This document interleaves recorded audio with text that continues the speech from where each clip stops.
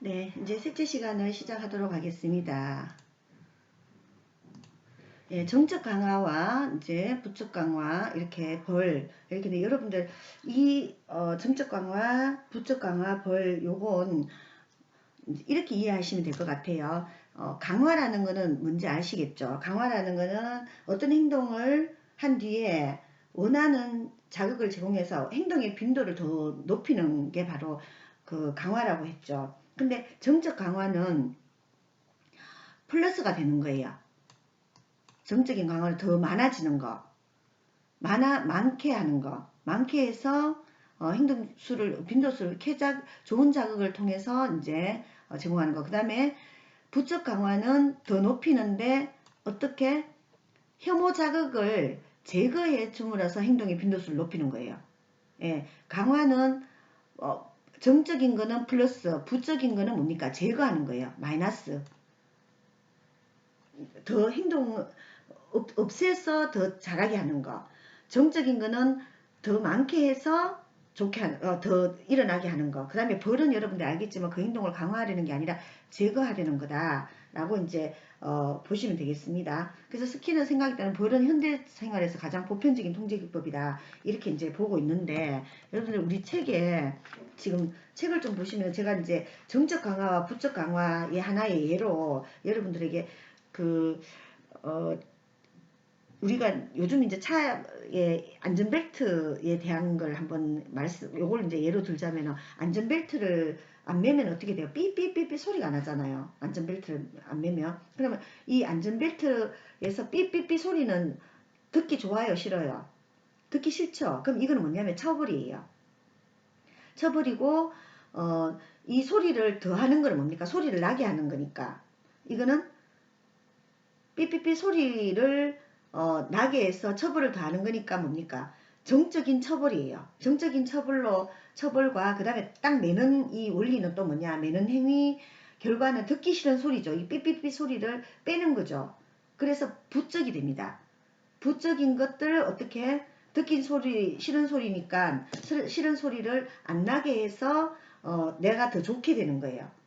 그러면은 매게 되는 거죠. 이걸 안전벨트를 매게 되는 거죠. 그러면 이거는 뭐냐? 부적 강화가 된다라는 거예요. 그래서 정적인 처벌과 부적 강화의 원리를 해서 만들어낸 게 바로 지금 우리 그 안전벨트를 매게 하는 삐삐삐 소리 나게 하는 이게 바로 그 정적 강화와 부적 강화 그리고 강화와 벌을 이용한 그런 원리로서 이제 했다라는 겁니다. 그리고 책에도 보면 이런 말이 있어요.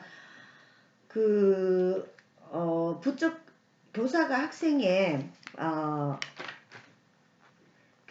학생의 발표를 유도하기 위해 발표를 할 때 추가 점수를 제공하거나 사탕을 하나씩 주는 것은 정적 강화예가 되고, 여기서는 발표라는 행동의 빈도수를 높이기 위해서 추가 점수나 사탕이라는 좋은 자극을 제공하기 때문에 학생을 강화시킨다는 뜻이에요. 그리고 반면에 부적 강화는 혐오 자극의 제거로 유기체를 강화시키는 건데, 이 부적 강화도 정적 강화처럼 결과적으로 유기체가 유리하다고 느끼게끔 하는 것이지만 쾌자극을 제공하지 않고 혐오 자극을 제거한다라는 거, 마이너스로 만드는 거죠.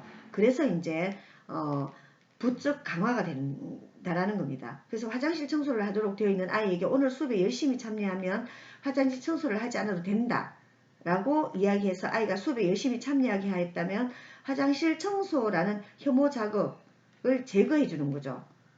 그러면서 강화를 시키니까 부적 강화다. 마이너스 없애면서 혐오 청소를 안 하게 하면서 좋은 걸 더 하게 하는 거. 청소라는 이 혐오를 안 하게 하면서 제거해 주고 부적이죠. 그리고 강화, 수업에 열심히 참여하는 이 강화를 자극을 주는 거죠. 그래서 이제 뭐 요런 게 있다는 거 여러분들 요런 그 개념이 있다는 걸 좀 알아두시면 좋겠고, 그 다음에 수여성 벌, 박탈성 벌 뭐 이런 것들이 있는데, 수여성 벌은 혐오 자극을 제공하는 것을 벌원이라고 한다. 박탈성 벌은 쾌자극을 제공하는 벌이라서 벌투라고 한다. 뭐 그렇게 이제 이야기하고 있습니다. 그런 게 있다라는 걸 뭐 알아두시면 좋겠고요. 우리 책에도 보면 213페이지입니다. 쾌자극을 제기하는 것으로 하는 하나는 혐오자극을 제기하는 것, 특히 혐오자극을 제공하는 것 수요성 벌이라고 한다. 대표적인 걸로 체벌, 교사가 체벌을 가하는 걸 혐오 벌원, 그리고 쾌자극을 제거하는 벌은 박탈성 벌이라고 해요. 그래서 타임아웃 같은 거, 떠들면 이제 교실을 나가게 한다거나 이게 이제 박탈성 벌이다 이렇게 볼 수 있습니다. 그래서 벌을 줄 때는 이제 주의사항이 있어요. 가능한 한 유기체가 바람직하지 않은 행동을 한 뒤에 적극적으로 이제 벌을 줘야 된다. 그리고 문제 행동이 일어날 때마다 벌을 제공해야 된다. 벌의 강도는 처음부터 가능한 한 강한 것으로 사용해야 한다. 면역 현상이 생긴다고 했어요. 바람직하지 않은 행동에 벌을 제공하되 대안적 행동을 확실히 알려주고 제대로 강화해야 한다. 그래서 여러분들 여기서 유기체는 사람도 유기체에 속하거든요. 근데 인간에게 이런 벌을 적용한다는 게 뭔가 굉장히 지금 같으면 절대 인권적인 측면에서 바람직하지 않겠죠. 그 다음에 프리맥의 원리라고 해서요. 물질적 자극이 아닌 스스로의 행동도 강화물 역할을 할 수 있게 된다라고 볼 수 있고, 프리맥에 의하면 유기체가 자주 하는 행동은 잘하지 않은 행동을 증가시키기 위한 강화물로 사용할 수 있다라고 그렇게 이제 우리가 이제 이렇게 하면 숙제 빨리 해놓으면 숙제 열심히 하면 뭘 하게 해줄게 뭐 이렇게 하는 거잖아요. 그런 것처럼 이게 이제 프리맥의 원리라고 하는데, 광화물은 어떤 긍정적 행동을 한 뒤에 제공해야지 바른 효과를 얻을 수 있다. 그러니까 이거 먹고 엄마가 맛있는 거 해줄 테니까 이거 먹고 심부름 좀 해라. 이거보다 심부름 잘하고 오면 엄마가 맛있는 거 네가 먹고 싶은 돈가스를 해줄게 라든가 이렇게 해야 된다라는 게 바로 프리맥의 원리입니다. 자, 상담 기법이 이렇게 이제 우리 책에 9가지가 나오나요? 9가지 상담 기법이 나오는데, 상담 기법을 마지막으로 해서 이제 10주차 강의를 마치겠습니다. 단계적 둔감화 앞에서 제가 설명했던 것 같아요. 단계적 둔감화는 우리 책에 보면 215페이지에 있어요. 개에 대한 공포증이 있는 사람의 경우에 아주 작고 흰 강아지를 먼저 보여줘요. 그 다음에 조금 더 이렇게 흰 강아지를 보여주니까 괜찮죠. 이렇게 강아지를 보고 굉장히 이제 두려움을 느끼고 했는데 아주 작은 강아지를 보여주면서 그 다음에 또 그 강아지 이렇게 하면서 이제 하는, 그래서 나중에 이제 강아지에 대한 공포심을 없애주는 거, 이런 게 이제 바로 단계적 둔감하다 이렇게 볼 수 있습니다. 그래서 단계적 둔감화, 이건 우리가 이제 많이 사용하고 있죠. 만약에 어떤 공포스러운 게 있다, 제 주변에도 보면 터널을 통과하는데 운전하면서 공포감을 갖고 있는 사람이 있거든요. 그래서 터널을 처음에는 다른 사람이랑 같이 가보고, 그래 별일 없잖아요. 그러면 또 더 긴 터널을 또 가보고 이렇게 하면서, 요즘 보면 터널이 너무 긴 4km, 8km짜리 이제 터널 이런 게 나타나면서 만들어지면서 사람들이 터널로 운전하는 걸 무서워하는 사람들이 많거든요. 그러니까 그런 것들 이제 점점 차츰 아주 이제 바로 앞에 보이는 터널, 짧은 터널, 그 다음에 조금 더 긴 터널, 이런 것들은 이제 운전을 해보면서 이제 단계적 둔감화하는, 이게 요런 이제 기법이 있고요. 노출법도 이제 두려워하는 자극이나 상황에 반복적으로 노출시키면서 그 자극에 대해서 불안을 감소시키는 게 바로 노출법입니다. 여러 가지 이 노출법도 보면 급진적인 노출법도 있고요, 점진적인 노출법도 있고, 아니면 홍수법도 있어요. 그래서 이런 걸 할 때는 좀 더 내담자에 따라 가지고 이제 봐가면서 해야 되겠죠. 홍수 노출법 이런 거 하면 큰일 나겠죠, 그죠? 그래서 노출법은 예를 들면 엘리베이터 공포증이 있는 내담자에게 상담자가 내담자와 함께 점진적으로 엘리베이터에 접근할 수 있도록 첫날은 함께 앞에서 버튼을 눌러보게만 하고, 다음날은 치료자와 함께 엘리베이터를 탔다가 금방 내리고, 그 다음에는 함께 2층까지 올라갔다가 내리고, 이런 식으로 이제 천천히 그 공포증을 해소하는, 이게 이제 노출법입니다. 실제로 그냥 노출되는 것, 이걸 이야기하는 거고요. 그 다음에 생활기술 훈련이라고 또 있습니다. 이거는 적응적인 생활을 위해서 필요한 다양한 기술을 가르치는 것인데요. 사회 불안이나 대인관계 문제가 있는 사람에게 의사소통 기술이라든가 자기주장 훈련을 가르치는 데 도움이 됩니다. 그래서 우유부단하고 결단성이 없는 사람에게는 의사결정 기술 등이 필요하고 또 감정 표현 뭐 이런 것들 긴장 이완 다양한 기술을 가르치는 기법 이게 이제 생활 기술 훈련이라고 합니다. 그리고 모델링은 반두라의 모방 학습 이론이라고 하는데요.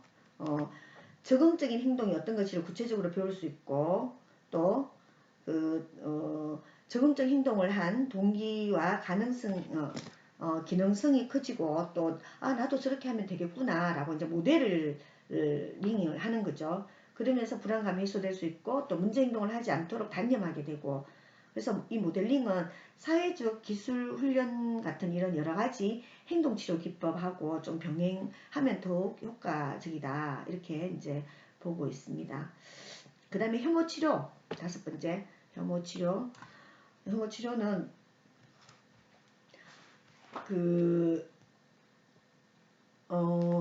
전기 충격이라든가 구토제 이런 것들을 흔히 사용하거든요. 그래서 혐오 치료를 실시할 때는 문제 행동에 대해서는 처벌하면서 동시에 바람직한 대안 행동을 줄 때 효과가 있습니다. 자폐증 어린이의 문제 행동을 없애는 데 좀 유용하고 뭐 알코올 중독이라든가 뭐 약물 중독, 그럼 알코올 중독 같은 경우에는 이제 이 알코올을 섭취하면 굉장히 혐오스럽다 뭐 이런 걸 통해서 이제 안 하게 하는 거. 여러분들 담배값에 그 막 요즘 되게 이렇게 좀 혐오스러운 이런 그 담배값에 이제 혐오스러운 그림 같은 거 사진 같은 거 해놨잖아요. 이런 것들이 이제 혐오 치료라고 할 수 있는데 효과가 있나요? 사람들이 이제 단계적 둔감화를 통해 가지고 이 혐오 치료를 극복하는 혐오 치료 자체를 극복해 버리는 뭐 이런 이제 결과를 낳기도 하는데 제 주변에도 보면 처음에는 어우 하다가 나중에는 뭐 그렇지라고 생각하고 노출법 이런 것들에 그냥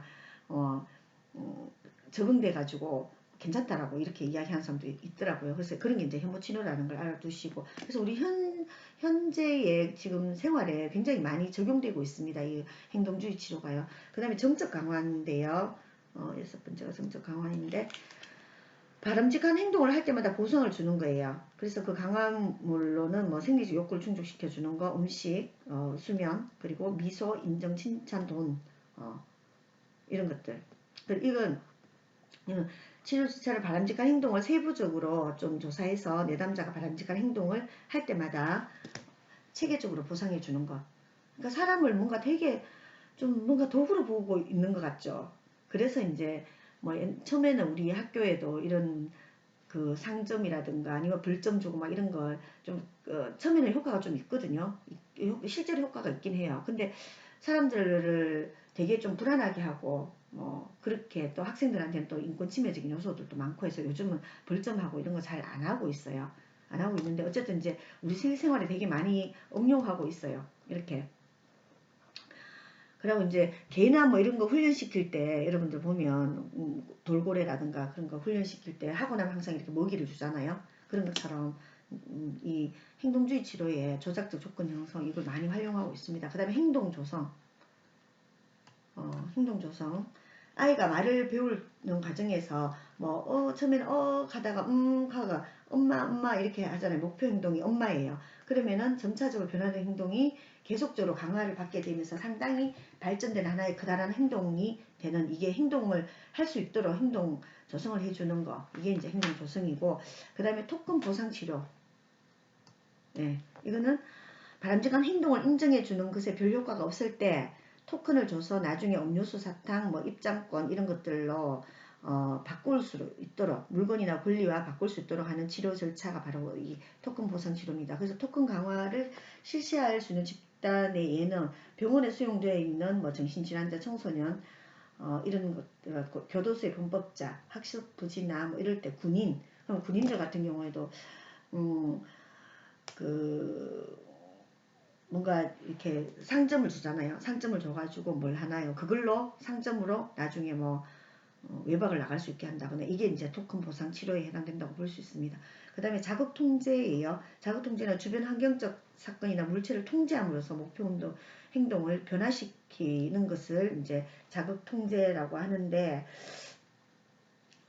가령 불면증 환자가 침대에서 책을 읽는다거나 음식을 먹는다거나 하는 행동을 하는 경우가 많은데, 이때 치료자는 내담적에 책은 거실에서만 읽게 하고 음식은 식탁에서만 먹도록 하고, 침대에서는 수면을 취할 가능성이 더 커지게 된다라는 겁니다. 예.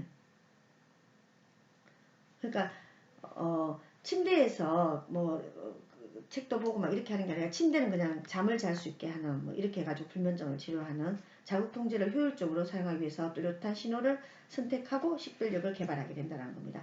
그래서 시끄럽게 떠드는 아이에게 불이 켜져 있는 동안 일어나면 즉각적으로 안 돼요, 불이 켜져 있잖아 라고 잠깐 동안 다른 교실로 보내고, 반복적으로 몇 주 동안에 자동적으로 불이 켜져 있으면 조용하게 하는 식으로 이제 인식하게 하는, 이게 이제 자극 통제입니다.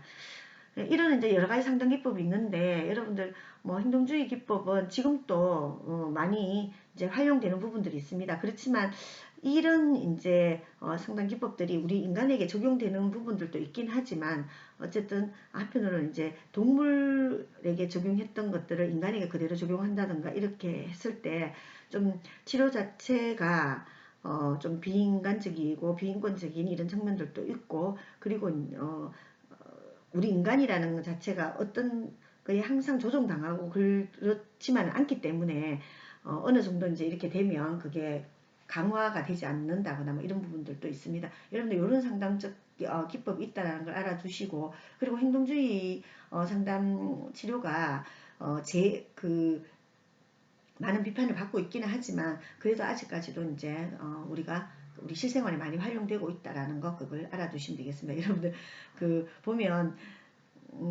이거 안전벨트면은 이제 삐리삐리삐리 소리 나가지고 되게 귀찮잖아요. 근데 실제로 어때요, 여러분들? 그걸 통해서 많이 뭡니까? 안전벨트를 많이 매게 되죠. 거의 대부분 그 삐리삐리 소리 때문에 거의 다 맵니다. 근데 어떤 분들은 또 그걸 내 몸에다 매는 게 아니라 뭐 여기다 그냥 그 소리만 안 나게 하는 그런 분들도 있지만, 어쨌든 우리 실생활 이런 것들을 활용해서 이제 안전벨트를 많이 매게 되고, 저도 항상 안전벨트를 매거든요, 시끄러워가지고. 그래서 이런 게 행동주의 상담 치료에서 이제 나왔다라는 거, 강화와 처벌 뭐 이런 것들로 해서 이런 실생활에 활용되고 있다는 걸 여러분들이 알고 계시면 되겠습니다. 예, 그러면은 다음 주에 또 뵙도록 하겠습니다. 여러분 수고하셨습니다. 마치겠습니다.